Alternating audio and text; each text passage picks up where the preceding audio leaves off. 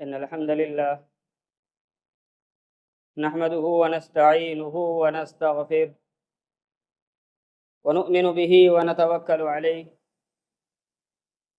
ونعوذ بالله من شرور أنفسنا ومن سيئات أعمالنا من يهده الله فلا مضل له ومن يضلل فلا هادي له وأشهد أن لا إله إلا الله وحده لا شريك له وأشهد أن محمدا عبده ورسوله. بسم الله الرحمن الرحيم. يا أيها الناس اتقوا ربكم الذي خلقكم من نفس واحدة وخلق منها زوجها وبث منهما رجالا كثيرا ونساء واتقوا الله الذي تساءلون به والأرحام إن الله كان عليكم رقيبا. يا أيها الذين آمنوا اتقوا الله حق تقاته ولا تموتن إلا وأنتم مسلمون. يا أيها الذين آمنوا اتقوا الله وقولوا قولا سديدا يصلح لكم أعمالكم ويغفر لكم ذنوبكم ومن يطع الله ورسوله فقد فاز فوزا عظيما. أما بعد فإن خير الحديث كتاب الله وخير الهدي هدي محمد صلى الله عليه وسلم وشر الأمور محدثاتها وكل محدثة بدعة وكل بدعة ضلالة وكل ضلالة في النار. قال الله تبارك وتعالى في القرآن المجيد والفرقان الحميد: قل إن كنتم تحبون الله فاتبعوني يحببكم الله ويغفر لكم ذنوبكم. وقال الله تبارك وتعالى في موضع آخر: قل إن كان آباؤكم وأبناؤكم وإخوانكم وأزواجكم وعشيرتكم وأموال اقترفتموها وتجارة تخشون كسادها ومساكن ترضونها أحب إليكم من الله ورسوله وجهاد في سبيله فتربصوا حتى يأتي الله بأمره والله لا يهدي القوم الظالمين.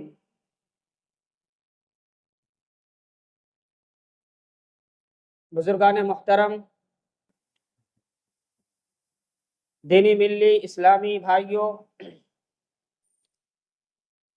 بزرگوں، عزیز بچوں اور پردہ نشین خواتین اسلامیہ، تمام قسم کی حمد و ثنا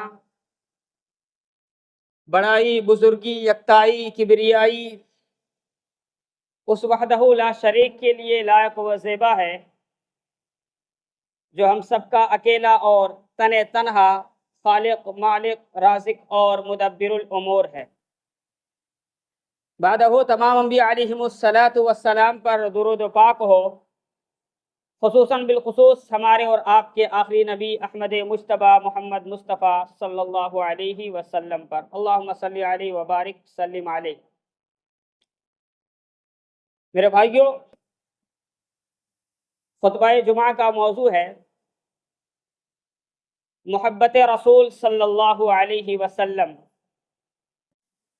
محبت ایک ایسا لفظ ہے، جب یہ کسی سے ہو جائے تو پھر اس کے سامنے کسی کی کچھ نہیں چلنی چاہیے۔ بات مانی جائے گی تو صرف اسی محبوب کی بات مانی جائے گی۔ کسی اور نے کیا کہا، کس انداز میں کہا، کیوں کہا، مقصد کیا ہے کہنے کا، کسی بھی بات کو مانی نہیں جائے گی۔ مانی جائے گی تو صرف اسی کی بات مانی جائے گی جس سے محبت کی گئی ہے۔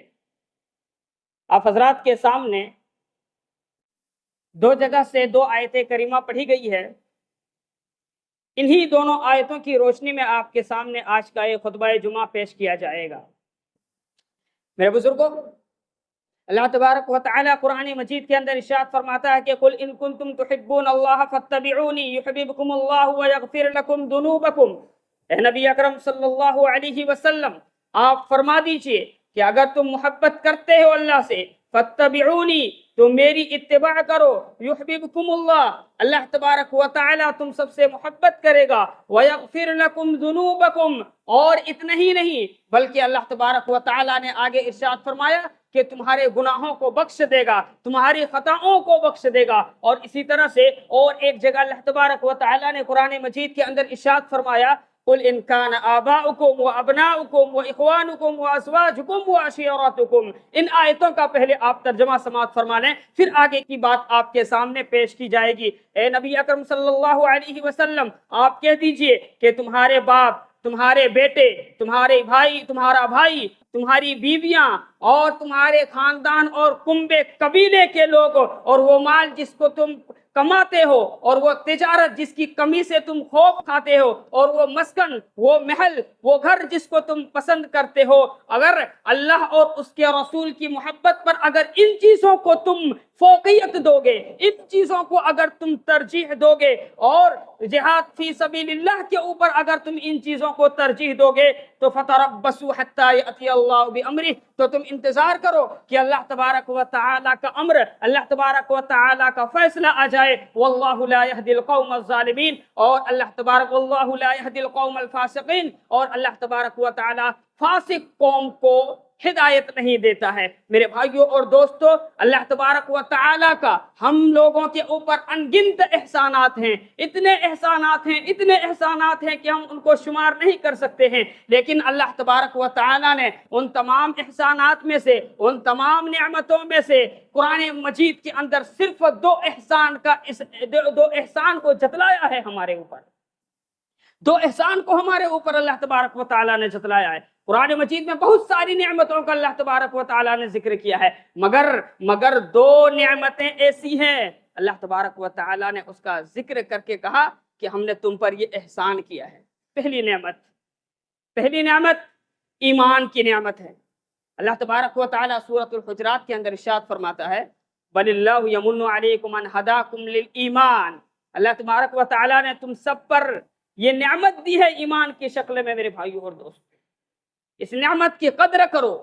یہ ایمان کوئی معمولی بات نہیں ہے، کوئی یہ چھوٹی موٹی بات نہیں ہے، کوئی یہ یوں ہی ادھر ادھر کی بات نہیں ہے کہ جسے چاہے مل جائے، بلکہ اللہ تبارک و تعالیٰ کی یہ بہت بڑی نعمت ہے۔ ہمیں اور آپ کو اس کی خوب قدر کرنی چاہیے اور خوب شکریہ ادا کرنا چاہیے۔ اور اسی طرح سے دوسری نعمت جس کا ذکر کر کے اللہ تبارک و تعالیٰ نے اپنا احسان جتلایا ہے، وہ ہے آپ صلی اللہ علیہ وسلم کی بعثت۔ اللہ تبارک و تعالیٰ سورہ آل عمران کے اندر کچھ اس انداز میں ارشاد فرماتے ہیں کہ لَقَدْ مَنَّ اللَّهُ عَلَى الْمُؤْمِنِينَ إِذْ بَعَثَ فِيهِمْ رَسُولًا مِّنْ أَنفُسِهِمْ يَتْلُو عَلَيْهِمْ آيَاتِهِ وَيُزَكِّيهِمْ وَيُعَلِّمُهُمُ الْكِتَابَ وَالْحِكْمَةَ وَإِنْ كَانُوا مِنْ قَبْلُ لَفِي ضَلَالٍ مُّبِينٍ۔ اللہ تبارک و تعالیٰ نے اے مومنو تمہارے اوپر احسان کیا ہے کہ اس نے تمہیں میں سے تم پر ایک رسول کو بھیجا جو تمہارے اوپر، جو تمہارے سامنے اس کی آیتوں کو پڑھ کر کے سناتا ہے، وہ یزکیہم، اور تم کو پاک کرتا ہے، تم کو شرک کی گندگی سے دور کرتا ہے،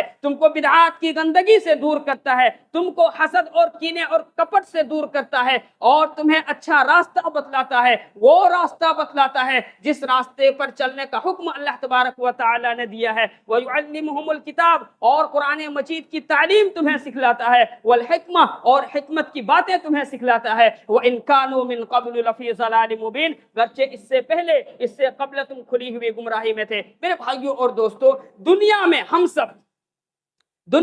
سب اپنے والدین سے بے پناہ محبت کرتے ہیں، بے پناہ محبت کرتے ہیں۔ کیوں معلوم ہے؟ اس لیے کہ ہمیں اور آپ کو معلوم ہے، ہم اور آپ اس بات کو اچھی طرح سے جانتے ہیں کہ ہمارے والدین کا ہمارے اوپر بے پناہ احسانات ہیں، ہے نا؟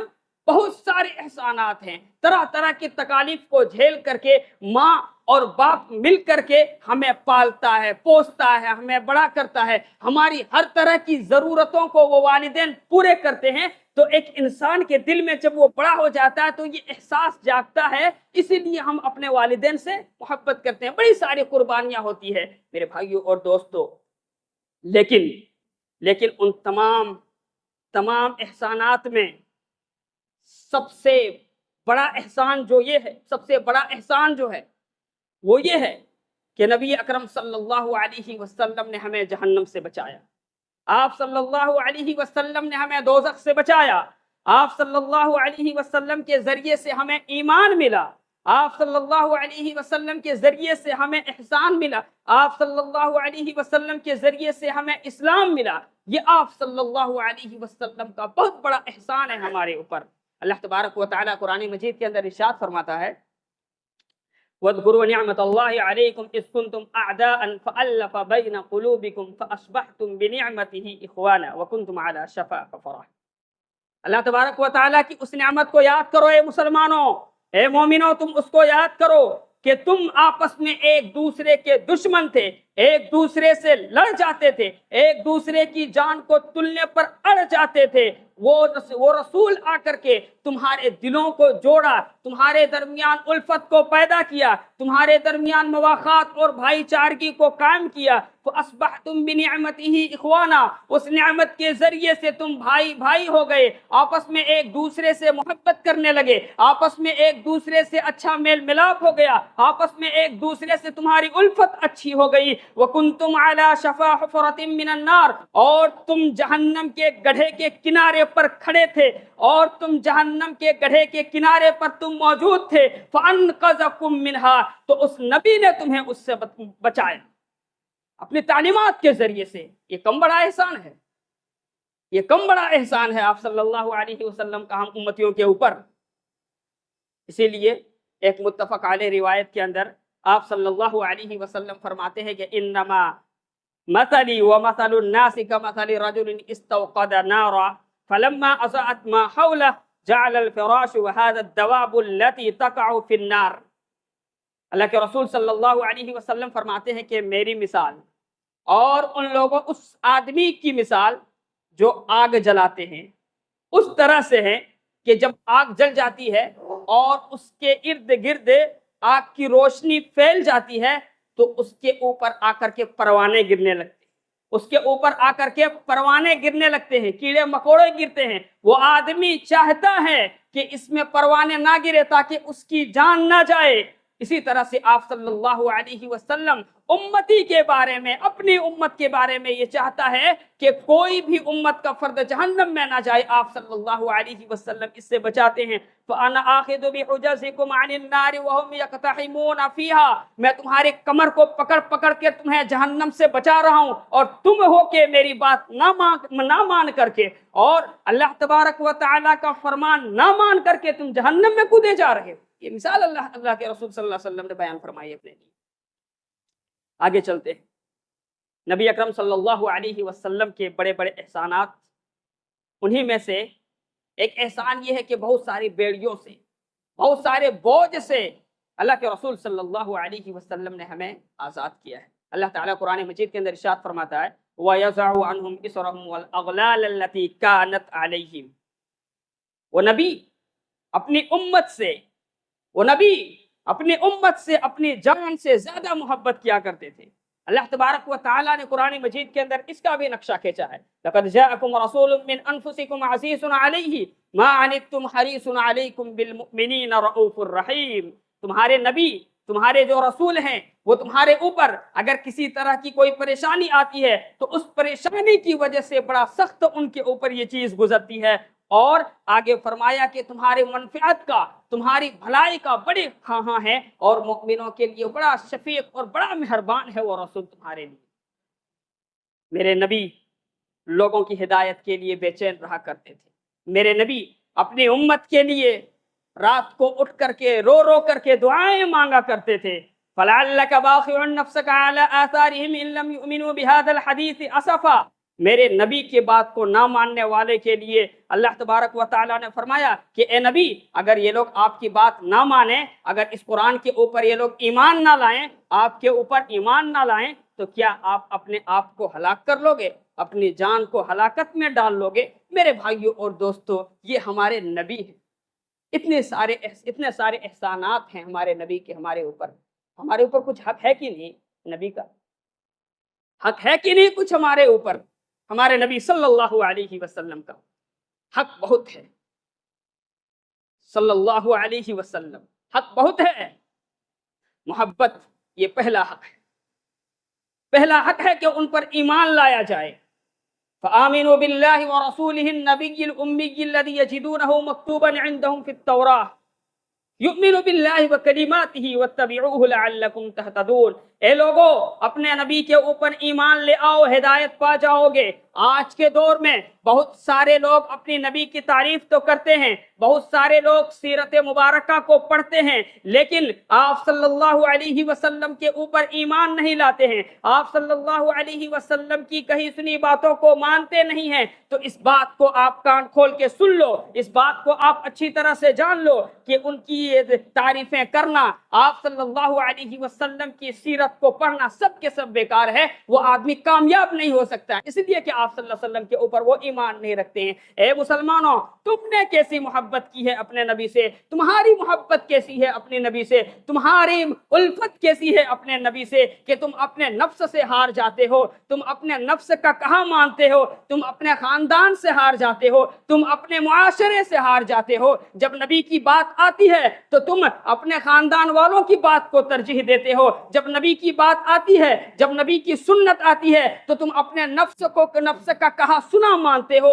جب نبی کی سنت کی بات آتی ہے تو تم اپنے معاشرے اور اپنے خاندان اور کنبے اور قبیلے کے مطابق ڈھل جاتے ہو۔ اے میرے بھائیو، یہ محبت نہیں ہے، نبی اکرم صلی اللہ علیہ وسلم سے یہ محبت نہیں ہے، بلکہ محبت تو وہ ہے کہ حضرت زید بن دسنہ رضی اللہ عنہ کو سولی کے اوپر چڑھا دیا گیا۔ ابو سفیان کہتا ہے کہ اے زید، بتاؤ تمہاری جگہ پر اگر محمد صلی اللہ علیہ وسلم کو سولی پر لٹکا دیا جائے، وَنَضْرِبُ عُنُقَهُ وَأَنْتَ فِي أَهْلِهِ، اور ہم تمہارے نبی کی گردن کو ماریں اور تم اپنے اہل و عیال میں مزے سے رہو، اپنی اولاد کے ساتھ رہو، اپنی بیوی کے ساتھ رہو، اپنے کنبے قبیلے کے ساتھ رہو، اپنے خاندان والوں کے ساتھ تم زندگی بسر کرو، اتحبو، کیا تم اس بات کو پسند کرتے ہو؟ حضرت زید بن دسنہ رضی اللہ عنہ، دیکھیے ایک صحابی رسول کی محبت۔ حضرت زید بن دسنہ رضی اللہ عنہ جواب دیتے ہیں ابو سفیان کو کہ ابو سفیان، کیا تم میرے نبی کو سولی پر چڑھا ہوا دیکھنا چاہتے ہو؟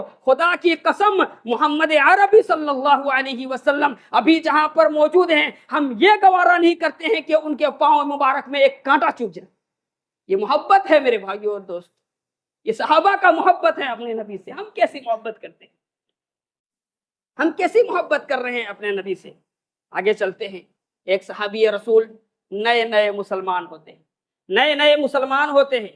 ابن عباس رضی اللہ عنہما کہتے ہیں کہ آپ صلی اللہ علیہ وسلم نے فرمایا، رأى خاتما من ذهب في يد رجل فنزعه فطرحه وقال يعمد أحدكم إلى جمرة من النار فيجعلها في يده، فقيل للرجل بعدما ذهب رسول الله صلى الله عليه وسلم خذ خاتمك انتفع به، قال والله لا آخذ ابدا وقد طرحه رسول اللہ صلی اللہ علیہ وسلم۔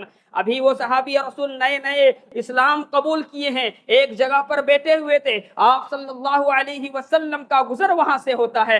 آپ صلی اللہ علیہ وسلم اس نئے صحابی کی انگلی میں سونے کی انگوٹھی دیکھتے ہیں، آپ اس کی انگلی سے اس انگوٹھی کو اتار کر کے دیوار پر دے مارتے ہیں۔ دے مارنے کے بعد کہتے ہیں کہ کیا تم یہ بات کو پسند کرتے ہو؟ کیا تم یہ چاہتے ہو کہ جہنم کی آگ تمہاری اس انگلی میں اور تمہارے ہاتھ میں پہنایا جائے؟ آپ صلی اللہ علیہ وسلم اس انگوٹھی کو اتار کر کے چلے جاتے ہیں۔ صحابہ کرام اس آدمی سے کہتے ہیں، فقیل للرجل بعد ما ذهب رسول اللہ، آپ صلی اللہ علیہ وسلم کے چلے جانے کے بعد صحابہ کہتے ہیں، خذ خاتمک انتفع بہ، اے میرے پیارے صحابہ، اے میرے پیارے ساتھی، تم اس انگوٹھی کو اٹھا لو، کیونکہ مدینے کے سردار نے، مدینے کے تاجدار نے سونا مردوں کے اوپر حرام کیا ہے، عورتوں کے اوپر حرام نہیں کیا ہے۔ تم اپنی اس انگوٹھی کو اٹھا لو تاکہ تمہارے گھر میں جو عورتیں ہیں، تمہارے گھر میں جو تمہاری بیوی ہے، تمہاری بیٹیاں ہیں، وہ اس سے فائدہ اٹھا لیں۔ وہ صحابی رسول جواب دیتے ہیں، واللہ لا آخذ ابدا، خدا کی قسم، جس انگوٹھی کو اور جس چیز کو میرے محبوب نے ناپسند کیا ہے وہ کبھی اٹھا نہیں سکتا، میں نہیں لے سکتا اس انگوٹھی۔ یہ محبت ہے، یہ محبت ہے۔ دیکھیے کس طرح کی محبت ہے۔ آج ہم کتنی چیزوں میں رسول اکرم صلی اللہ علیہ وسلم کی بات کو مانتے ہیں، بات سمجھ میں آ رہی ہے؟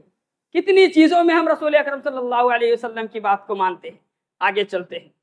صحابہ کرام اپنے گھروں میں بیٹھے ہوئے تھے، صحابہ کرام اپنے گھروں میں مدینے میں بیٹھے ہوئے ہیں، آپ صلی اللہ علیہ وسلم حضرت ابو ہریرہ رضی اللہ عنہ کو کہتے ہیں کہ اے ابو ہریرہ، مدینہ کی گلیوں میں جا کر کے اعلان کر دو کہ اللہ اور اس کے رسول نے تمہارے اوپر شراب کو حرام قرار دیا ہے۔ اللہ و رسولہ یحرمان علیکم الخمر، میرا محبوب چاہتا ہے کہ آج کے بعد کوئی شراب نہیں پیے گا، میرا محبوب چاہتا ہے کہ آج کے بعد کوئی شراب کا استعمال نہیں کرے گا۔ اللہ اللہ، قربان جاؤ ان صحابیوں کے اوپر جب اپنے محبوب کا یہ اعلان سنتے ہیں، جب اپنے حبیب کا یہ منادہ سنتے ہیں جس کا اعلان حضرت ابو ہریرہ رضی اللہ عنہ کہتے ہیں۔ اس حکم کو سننے کے بعد مدینے کے گلیوں میں شراب کو بہا دی جاتی ہے، اور جس مٹکے میں، جس سراہی میں، اور جو ان کے پاس برتن تھے شراب رکھنے کے، ان سب برتنوں کو توڑ دیتے ہیں۔ اور ایک صحابی رسول تھے، ایسے تھے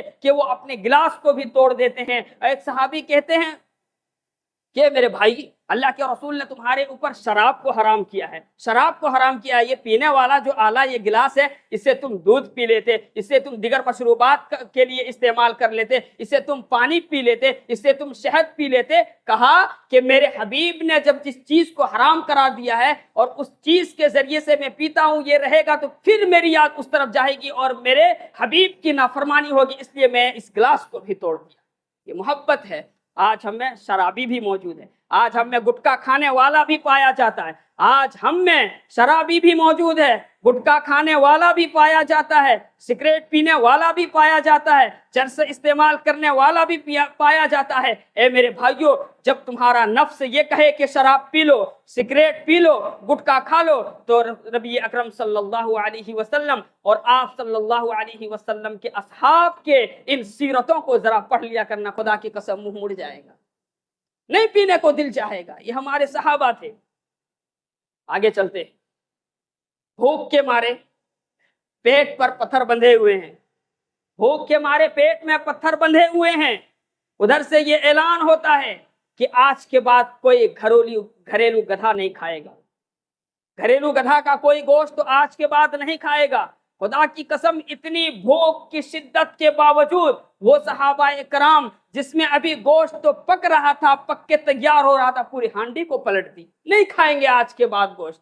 آج کتنی حرام خوری ہو رہی ہے ہمارے یہاں۔ کیسی محبت تھی صحابہ کی، کیسی محبت کرتے تھے صحابہ اپنے رسول سے۔ اور اپنے آپ کو ہم تولیں، اپنے آپ کو ہم دیکھیں کہ ہم کس طرح کی محبت کرتے ہیں۔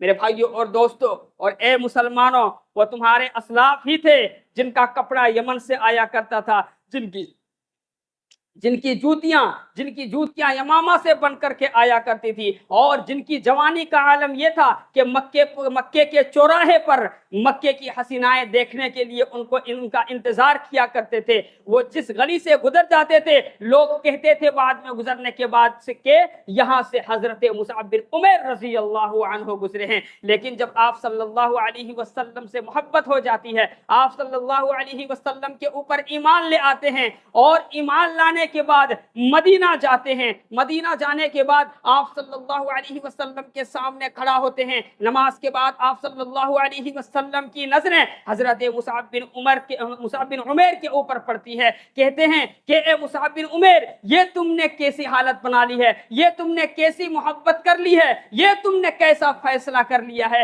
کہتے ہیں مصعب بن عمر، اے اللہ کے رسول، اب وہ کپڑا مجھے اچھا نہیں لگتا ہے، اب وہ خوشبو مجھے اچھی نہیں لگتی ہے، اب وہ جوتیاں مجھے اچھی نہیں لگتی ہے، اس لیے کہ آپ صلی اللہ علیہ وسلم سے محبت ہو گئی ہے۔ آپ صلی اللہ علیہ وسلم کی محبت میں سب کچھ قربان، ظالموں نے روکنا چاہا لیکن روکا نہیں، بلکہ سب کچھ چھوڑ کر کے آیا ہوں۔ اور اسی طرح سے میرے بھائیوں اور دوستوں، وہی مصعب بن عمیر جب جنگ میں شہید ہوتے ہیں، وہی مصعب بن عمیر جب جنگ میں شہید ہوتے ہیں، اتنے ناز و نعمت میں پڑھا آدمی، اتنی بہترین اور خوشگوار زندگی گزارنے والا آدمی جب شہید ہو جاتا ہے تو دفن کرنے کے لیے ان کے لیے کفن نہیں ہے۔ آپ صلی اللہ علیہ وسلم ان کے شہید ہو جانے کے بعد کہتے ہیں کہ جنت کے فرشتے، جنت کا لباس لے کر کے فرشتے تمہارا انتظار کر رہے ہیں۔ یہ محبت ہے، یہ محبت ہے۔ دیکھو کس طرح سے صحابہ کرام محبت کرتے تھے۔ کیا ہمارے لیے اسوہ نہیں ہے؟ ہمارے لیے آئیڈیا ہے کہ نہیں ہے مسلمانوں؟ ذرا سوچو ان باتوں کو۔ آگے چلتے ہیں، جنگ احد کا اعلان ہوتا ہے۔ مشرکین نے یہ پلاننگ بنا لی، مشرکین نے یہ ارادہ کر لیا کہ محمد صلی اللہ علیہ وسلم کو شہید کر دیا جائے، آپ صلی اللہ علیہ وسلم کو ہی شہید کر دیا جائے، سارا معاملہ حل ہو جائے گا، کیونکہ جو کچھ ہیں وہی ہیں۔ اس رات آپ صلی اللہ علیہ وسلم اعلان کرتے ہیں کہ آج میری حفاظت کون کرے گا، میرے دروازے پر آج میری نگہبانی کون کرے گا، میری حفاظت کے لیے آج میرے دروازے کے پاس کون کھڑا ہوگا۔ بغل میں کھڑے، بازو میں کھڑے ایک صحابی رسول یزید بن سکن رضی اللہ عنہ اٹھتے ہیں۔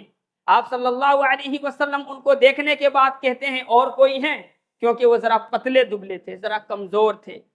حضرت یزید بن سکن رضی اللہ عنہ کہتے ہیں اے اللہ کے رسول، آپ میرا بدن مت دیکھیں، آپ میرا بدن نہ دیکھیں، بلکہ میرے دل کو دیکھیں، جس دل میں آپ صلی اللہ علیہ وسلم کی بے پناہ محبت ہے۔ خدا کی قسم یزید آپ کے دروازے سے ہٹ نہیں سکتا ہے، آپ کے دروازے سے کبھی ہٹ نہیں سکتا ہے جب تک کہ وہ شہید نہ ہو جائیں۔ میرے بھائیوں اور دوستو، ابن ہشام لکھتے ہیں کہ تیر کا بوچھار آنا شروع ہو گیا، یزید کے بدن کے اوپر 70 پر 72 تیر آ کر کے گرتے ہیں، 72 تیر ان کو لگتی ہے، اور لگنے کے بعد وہ زمین کے اوپر گر جاتے ہیں۔ حضرت طلحہ اور حضرت زبیر رضی اللہ عنہما ان کو اٹھانے کے لیے آتے ہیں، جب اٹھا کر کے کھڑے ہو کرتے ہیں پھر ان کو ہوش آ جاتا ہے اور کہتے ہیں اے اللہ کے رسول، میں اپنے وعدے سے ابھی مکرا نہیں ہوں، میں اپنے وعدے کی خلاف ورزی نہیں کی ہے ابھی، اے اللہ کے رسول ابھی مجھ میں جان ہے، میں آپ کے دروازے کا محافظ بن کر ابھی آپ کے سامنے کھڑا ہوں، میں ہٹا نہیں ہوں ابھی آپ کے سامنے سے۔ اور دیکھتے ہی دیکھتے 90 پر 93 تیر آ کر کے لگ جاتے ہیں۔ اللہ کے رسول پوچھتے یزید بن سکن کیا حال ہے؟ کہتے ہیں کہ اللہ کے رسول میں مکرا نہیں ہوں، بس میں اپنے مقصد میں کامیاب ہو گیا ہوں اور میں جنت کو دیکھ رہا ہوں۔ کیسی محبت تھی، اپنے جان کی قربانی دینے کے لیے میرے بھائیوں اور دوستوں تیار ہو گئے۔ حضرت عبد الرحمن بن عوف رضی اللہ عنہ، حضرت عبد الرحمن بن عوف رضی اللہ عنہ، ذرا محبت دیکھیے۔ آج ہم اپنے خاندان قبیلے کو چھوڑنے کے لیے تیار نہیں ہیں، ناجائز مطالبات کرنے والی بیویوں کو ہم چھوڑنے کے لیے تیار نہیں ہیں، ان کو ہم سمجھا نہیں پاتے ہیں، دینی اسلام کی تعلیم کو ان کے سامنے پیش نہیں کر پاتے ہیں، اور ناجائز کام کرنے کے لیے ہم اور آپ تیار ہو جاتے ہیں۔ عبد الرحمن بن عوف رضی اللہ عنہ کی آپ صلی اللہ علیہ وسلم سے ذرا محبت تو دیکھو میرے بھائیوں اور دوستو۔ ہجرت کے لیے آپ تیار ہو گئے، مکہ چھوڑ کر کے مدینہ جا رہے تھے، اونٹ کو سوارا، اونٹ کو تیار کیا، پیچھے اپنی بیوی کو بٹھایا، آگے اپنے بچے کو بٹھایا، جب جانے کے لیے تیار ہو گئے اس کے خاندان اور قبیلے کے لوگ آ گئے اور کہا کہ عبد الرحمن کہاں کا ارادہ ہے؟ کہا کہ اپنے محبوب سے ملنے کے لیے مدینہ جا رہا ہوں، میں اپنے محبوب کی یاد میں تڑپ رہا ہوں، ان کی ملاقات کا میں خواہاں ہوں، اس لیے میں مدینہ جا رہا ہوں۔ اس کے خاندان اور قبیلے کے لوگ کہتے ہیں کہ اے عبد الرحمن، یہ اونٹ ہمارا ہے، اس کو تم دے دو۔ اس سے پہلے کہتے ہیں کہ اے عبد الرحمن، یہ بچہ ہمارا ہے، ہمارے خاندان اور قبیلے کا ہے، تم اس کو چھوڑ کے جا سکتے ہو۔ عبد الرحمن بن عوف رضی اللہ عنہ اپنے بیٹے کو اونٹ سے اتار دیتے ہیں، ادھر سے سسرالی رشتے والے آ جاتے ہیں اور کہتے ہیں کہ اے عبد الرحمن، یہ بچی ہمارے خاندان کی ہے، یہ لڑکی ہمارے خاندان کی ہے، اگر تمہیں جانا ہے اپنے محبوب سے ملاقات کرنے کے لیے مدینہ تو تم جا سکتے ہو، لیکن یہ بچی کو یہیں چھوڑ دو۔ میرے بھائیوں اور دوستو، پھر اس کے خاندان والے آتے ہیں اور کہتے ہیں کہ یہ اونٹ جس پر تم سوار ہو یہ میرا ہے، لہٰذا اگر تمہیں جانا ہے تو اس کو چھوڑ کر کے جانا پڑے گا۔ عبد الرحمن بن عوف رضی اللہ عنہ نے اپنے بیٹے کی قربانی کو پیش کر دی، اپنی بیوی کی قربانی کو پیش کر دی، اپنی اونٹ کی اور مال و جائیداد کی قربانی کو پیش کر دی۔ آپ صلی اللہ علیہ وسلم کی دیدار کے لیے آپ کے محبت میں مدینہ پڑتے ہیں، مدینہ پہنچ پڑتے ہیں، دیکھتے ہیں آپ صلی اللہ علیہ وسلم کے پیر میں زخم کی وجہ سے پاؤں پھٹ گئے۔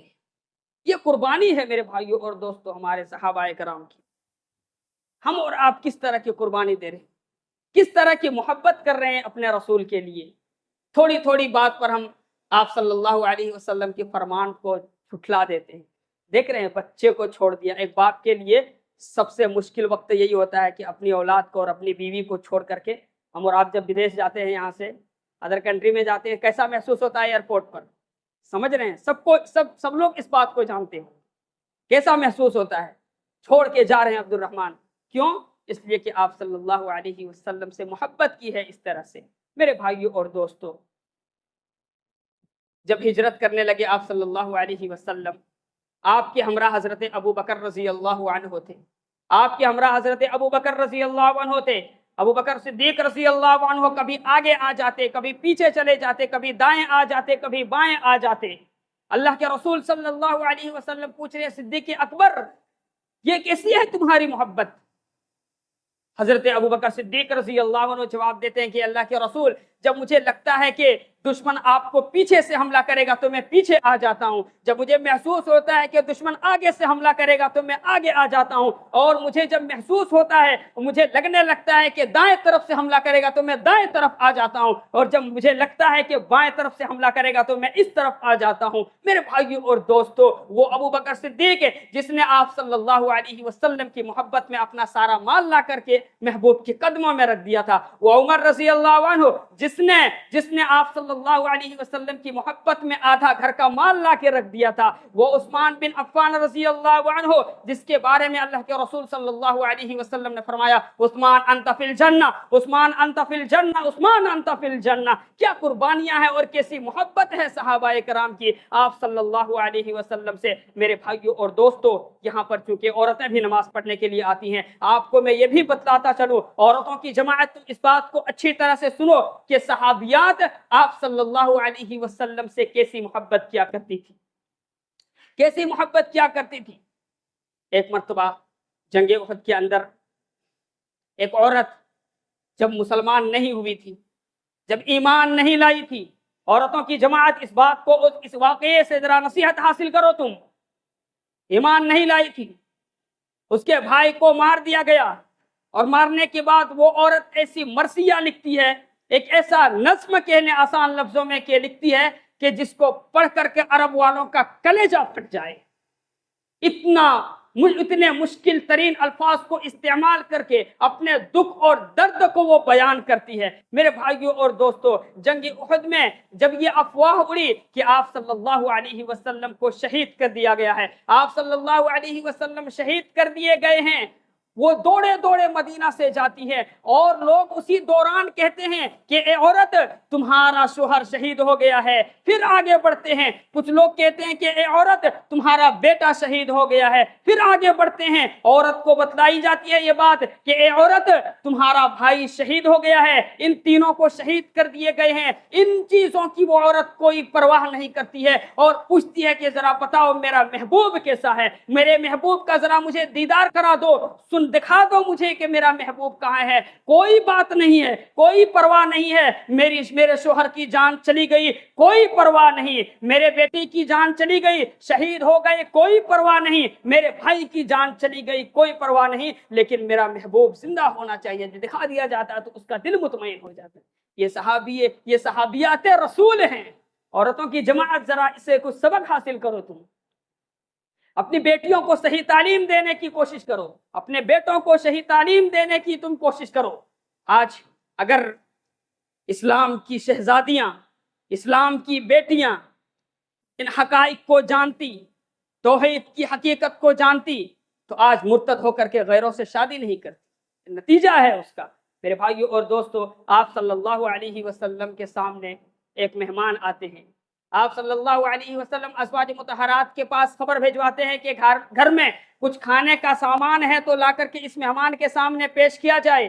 ازواج مطہرات کے یہاں سے یہ جواب آتا ہے کہ کچھ بھی نہیں ہے۔ عورتوں کی جماعت، اس واقعے کو بھی تم سنو، کچھ نہیں ہے کھانے کے لیے۔ اللہ کے رسول صلی اللہ علیہ وسلم کہتے ہیں کہ آج کون ہے جو میرے اس مہمان کی مہمان نوازی کرے گا؟ ایک صحابی رسول اٹھ کر کے جاتے ہیں اور کہتے ہیں کہ اللہ کے رسول میں ان کی مہمان نوازی کروں گا۔ وہ صحابی رسول مہمان رسول کو لے کر کے اپنے گھر میں جاتے ہیں، اپنی بیوی سے کہتے ہیں کہ کچھ ہے کھانے کے لیے؟ بیوی جواب دیتی ہے کہ تھوڑا سا کھانا ہے جو بچوں کے لیے ہے، اس کے علاوہ میرے پاس کچھ نہیں ہے۔ کہتے ہی ہے وہ بیوی یہ تھوڑا سا کھانا اس مہمان کو کھلایا جائے، اور وہ یہ طریقہ بتلاتی ہے کہ گھر میں جب تم دونوں کھانے بیٹھو گے تو میں چراغ کو صحیح کرنے کے بہانے اس کو بجھا دوں گی، تم دونوں آرام سے کھا لینا، اور نہیں تم اپنے پیٹ کو سمیٹ لینا اور اس مہمان کے لیے وہ کھانا پیش کر دینا۔ اللہ اکبر! اس طریقے کو دیکھ کر کے اور مہمان نوازی کے اس اسلوب کو دیکھ کر کے عرش سے یہ آواز آتی ہے،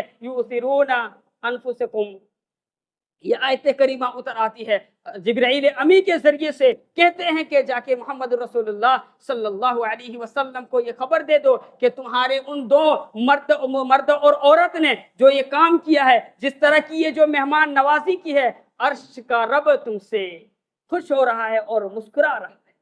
میرے بھائیوں اور دوستو، آج ہماری عورتوں کو اگر گھر میں مہمان آ جائے اور یہ بات کہہ دی جائے کہ تھوڑا چائے بنا دو، مہمان آئے ہوئے ہیں تو منہ کھلا لیتی ہے۔ عورتوں کی جماعت کبھی بھی اپنے شوہروں کی نافرمانی نہ کرنا۔ آخری بات میں کہتا ہوں آپ کے سامنے،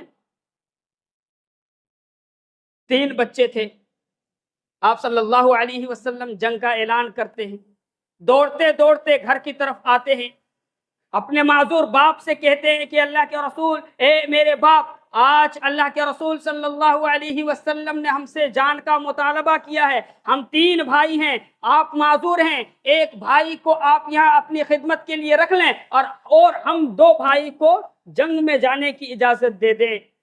وہ بوڑھا باپ، وہ معذور باپ جواب دیتا ہے کہ کیوں مجھے شرمندہ کرتے ہو، تم تینوں جنگ میں جاؤ، تاکہ کل اللہ تبارک و تعالی ہم سے اگر پوچھ لے کہ تم نے ایک بیٹے کو کیوں روک لیا تھا تو میں اس کا جواب کیا دوں گا۔ اور وہ خود بھی گھوڑے پر اچک کر کے چڑھ کر کے جنگ کے میدان میں جا کر کے حاضر ہو جاتے ہیں۔ تو میرے بھائیوں اور دوستو، کہنے کا مطلب یہ ہے کہ آپ صلی اللہ علیہ وسلم سے صحابہ کرام اس طرح سے محبت کیا کرتے تھے۔ ہمیں اور آپ کو ٹٹولنے کی ضرورت اپنے سینے کو۔ کتنی چیزوں میں ہم اپنے رسول کی بات کو مانتے ہیں، کتنی چیزوں میں ہم محبت کرتے ہیں، کتنی چیزوں میں ہم اپنے رسول کی پیروی کرتے ہیں۔ اسی طرح سے میرے بھائیوں اور دوستو، آج کے دور میں یا ابھی ہمارے سر کے اوپر ایک کالا قانون آ گیا ہے، ہمارے سر کے اوپر ایک کالا قانون آ گیا ہے جس کو وقف امینڈمنٹ بل کے نام سے ہم اور آپ جانتے ہیں، وقف ترمیمی بل۔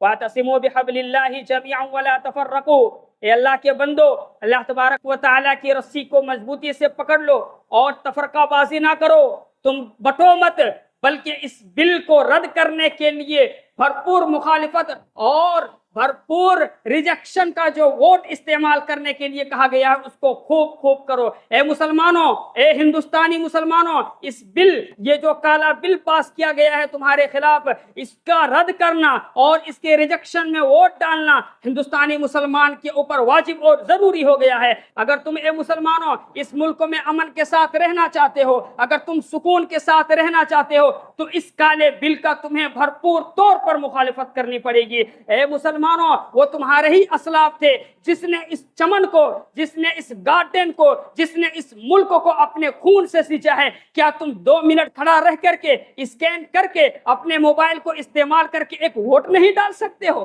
یہ غیرت اپنے اندر پیدا کرو اے مسلمانوں۔ اے مسلمانوں، اسلاف نے اس ملک کو بنانے کے لیے اپنی پوری زندگی کو جنگ کے میدان میں جھونک دیا تھا۔ اے مسلمانوں، کیا تم 1 منٹ کھڑا نہیں رہ سکتے ہو اس ملک میں اپنا وجود بچانے کے لیے، اپنے آپ کو بچانے کے لیے، اسلام کے خاطر، اپنے دین کے خاطر اسکین کر کے ایک میسج اور ایک ای میل نہیں کر سکتے ہو؟ اے مسلمانوں، بابری مسجد کا زخم ابھی تمہارے دلوں میں ہرا ہے، بابری مسجد کا زخم ابھی تمہارے دلوں میں ہرا ہے، وہ زخم ابھی بھرا نہیں ہے۔ اگر تم سے یہ زمین چھینی گئی، اگر وقف کی جو زمین ہے اگر تم سے ناجائز طریقے سے چھین لی گئی تو تم پھر آنسو کا رونا رو گے اور کفے افسوس ملتے رہو گے، لیکن کوئی کام آنے والا نہیں ہے۔ آج ایک مسجد توڑی گئی ہے تو تم پریشان ہو گئے، تم فکر مند ہو گئے۔ اگر یہ زمین چھین لی گئی تم سے، اگر وقف کی زمین پر ناجائز قبضہ کر لیا حکومت نے تو تم اس بات کو یاد رکھو کہ ایک مسجد ٹوٹی ہے تو یہ تمہاری حالت ہو گئی ہے۔ لاکھوں مسجدیں توڑی جائیں گی، لاکھوں مسجدوں کو مسمار کیے جائیں گے، لاکھوں مسجدوں کی عزت کی بے آبرو کی جائے گی اور لاکھوں مسجدوں کو مسمار توڑ پھوڑ کیا جائے گا۔ اے مسلمانوں، ضرورت اس بات کی ہے کہ تم جہاں تک ہو سکے، آج اس کی آخری تاریخ ہے، زبردست طریقے سے اور ایک ہو کر کے خوب زیادہ سے زیادہ ووٹ ڈالو۔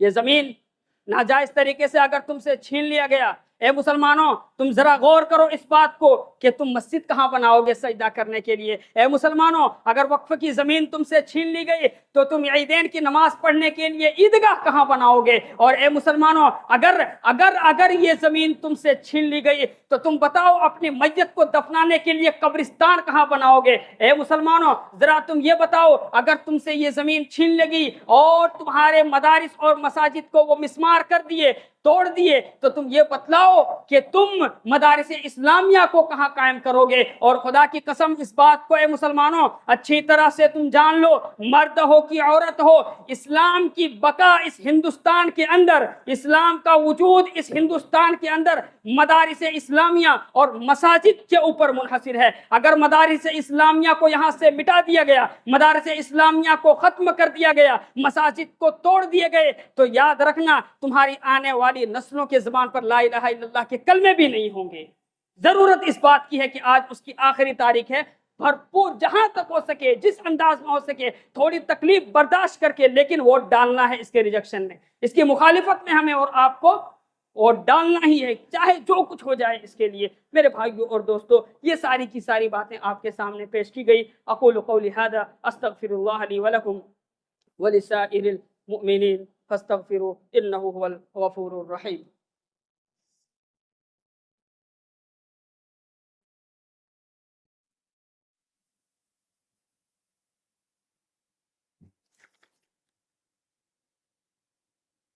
الحمد للہ رب العالمین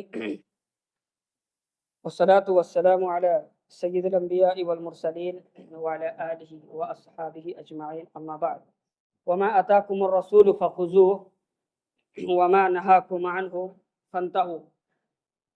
اے مسلمانوں اگر تم اپنے نبی سے سچی محبت کرتے ہو، اگر سچے معنوں میں تم اپنے رسول کی اطاعت کرتے ہو، تو ہمارے سامنے ایک اور مسئلہ آیا ہے، وہ ہے عید میلاد النبی کا مسئلہ۔